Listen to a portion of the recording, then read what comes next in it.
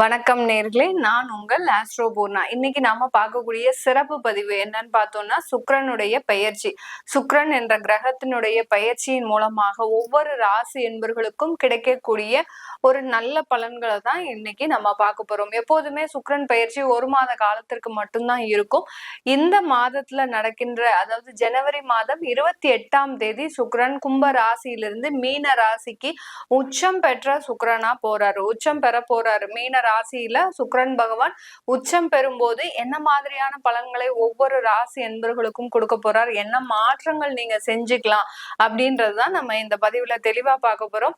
இந்த சுக்கிரன் இருக்கக்கூடிய அந்த மீன ராசி பாத்தீங்கன்னா குருவினுடைய இடம்.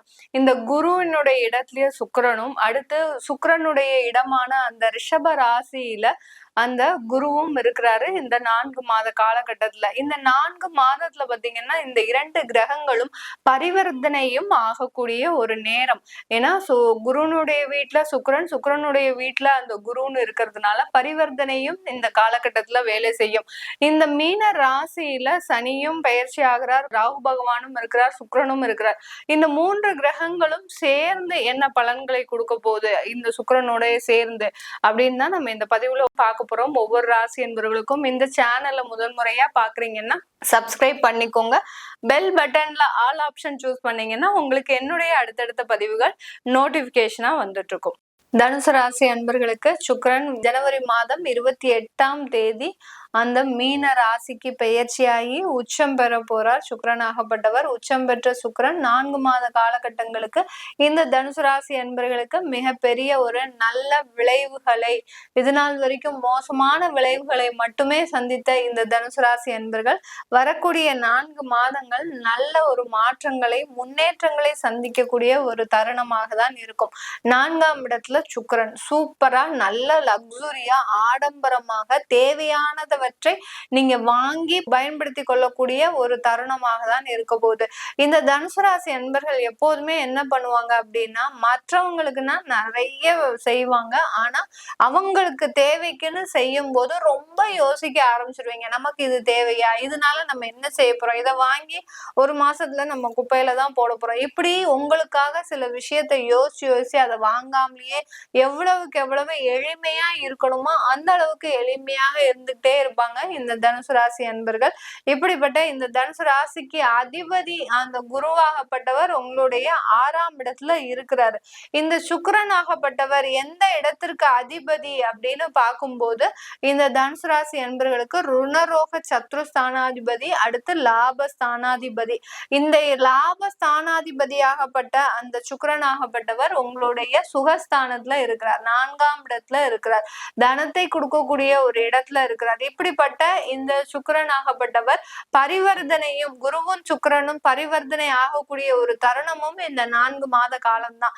அதனால உங்களுக்கு தேவையான சில சொத்துக்களை வாங்குவதற்குண்டான ஒரு தருணம் இந்த மே மாதத்துக்குள்ள பாத்தீங்கன்னா, நீங்க எங்க இருந்து எப்படி வாங்குனீங்கன்னே உங்களுக்கு தெரியாது. அந்த அளவிற்கு அந்த சொத்துக்கள் வாங்குறதுல ரொம்ப மும்முரமாக இறங்கக்கூடிய ஒரு தருணமாக இருக்கும்.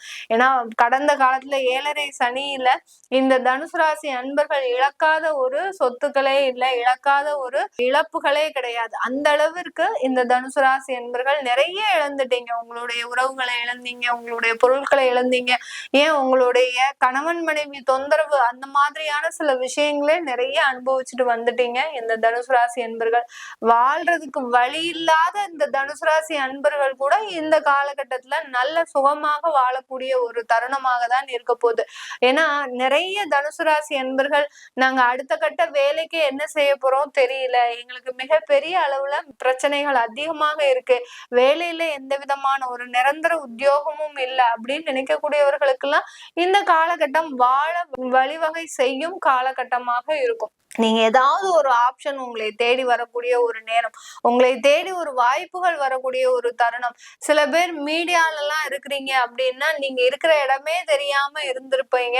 ஆனா இப்ப பாத்தீங்கன்னா உங்களை தேடி வரக்கூடிய ஒரு நேரம் நிறைய பேருக்கு இருக்கு. இந்த தனுசு ராசி அன்பர்களுக்கு பெரிய பெரிய தொழில் செஞ்சுட்டு இருக்கிறீங்க, தொழில்ல நிறைய கடன்கள் வந்துருச்சு அப்படின்னு நினைக்கிறவங்க இந்த காலகட்டம் அந்த கடனை எல்லாமே தீர்க்கக்கூடிய ஒரு தருணமாக இருக்க போகுது. இப்போ நான் ஒரு தொழில் செய்யறேன் ஆரம்பிக்கிறேன், எனக்கு அதற்குண்டான இன்வெஸ்டர்ஸ் கிடைப்பாங்களா, அந்த தொழில ஒரு இன்வெஸ்ட்மெண்ட் இருந்ததுன்னா அந்த தொழில நான் நல்ல நூல் பிடிச்சு மேல கொண்டு வந்துருவேன் அப்படின்னு சொல்லக்கூடிய இந்த தனுசு ராசி என்பவர்களுக்கு 100% ஒரு தொழிலில் இன்வெஸ்ட்மெண்ட், அதாவது முதலீடு செய்யக்கூடிய நபர்கள் உங்களை தேடி வருவதற்குண்டான ஒரு தருணம். கண்டிப்பாக இந்த 4 மாதத்துல ஒரு தொழில நீங்க நல்லா உயர்த்தி கொண்டு வரக்கூடிய ஒரு தருணமாக இருக்க போது இந்த தனுசு ராசி அன்பர்களுக்கு. தொழில்ல நல்ல முன்னேற்றம், புதுசா தொழில் தொடங்கணும் அப்படின்னு நினைச்சா கூட அந்த தொழில்ல அப்படி அடாதடியா உங்களுக்கு நல்ல ஒரு வருமானம். ஏன்னா தொழில் தொடங்கின உடனே எல்லாருக்கும் வருமானம் வரும்ன்றது நமக்கு யாராலையும் கணிச்சே சொல்ல முடியாது. ஆனா இந்த தனுசு ராசி அன்பர்கள் இந்த காலகட்டம் நீங்க எந்த தொழில் தொடங்கினாலும் சரி அதுல ஒரு நல்ல வருமானம் சம்பாதிக்கக்கூடிய ஒரு தருணமாக தான் இருக்கும். சும்மா அசால்ட்டா ஏதாவது செஞ்சு பார்ப்போம் அப்படின்னு செஞ்சு பார்ப்பீங்க, அதுல உங்களுக்கு ஒரு நல்ல வருமானம் வரக்கூடிய ஒரு தருணமாக இருக்க போகுது. ஏன்னா அந்த உச்சம் பெற்ற சுக்கிரன் உங்களுடைய 10ஆம் இடத்தையும் பார்க்கிறார், லாபஸ்தானாதிபதியும் கூட.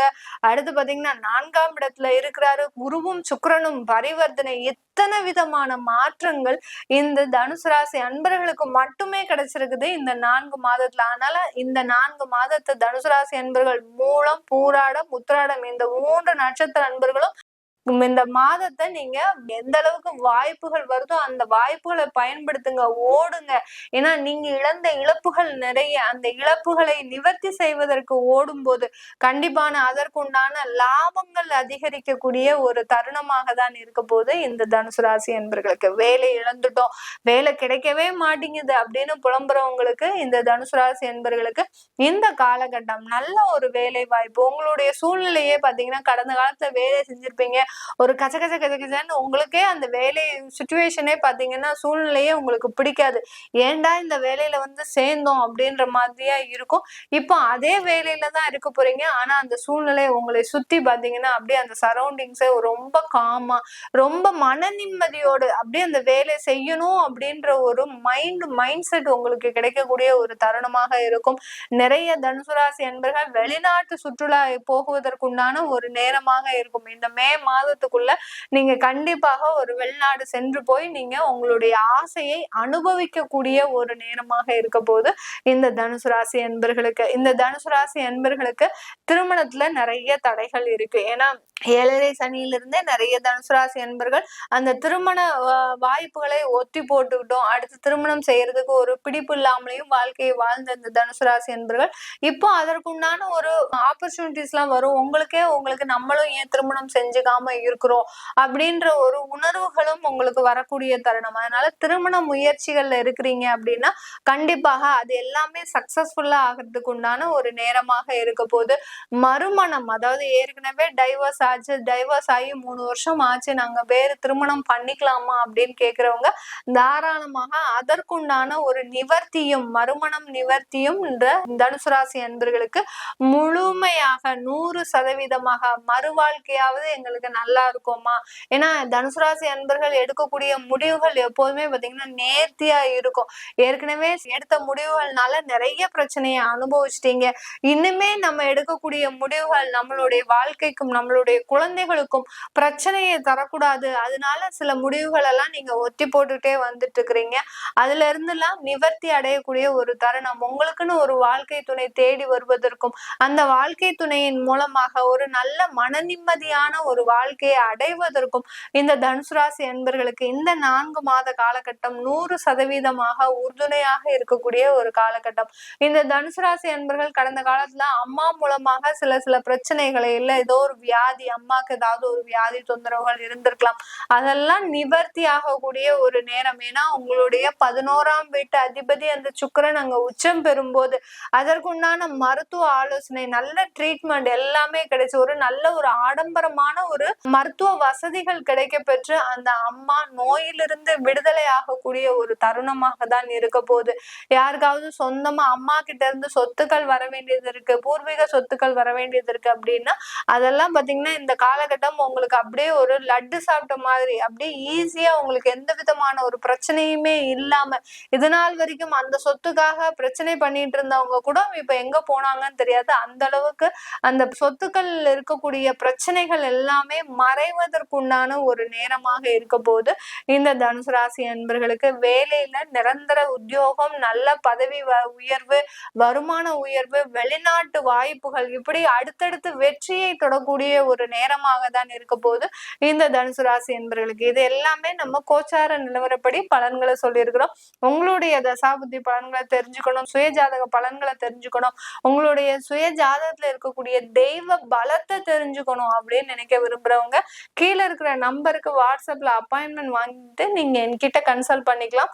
உங்களிடமிருந்து விடைபெறுவது உங்கள் ஆஸ்ட்ரோ பூர்ணா. நன்றி, வணக்கம்.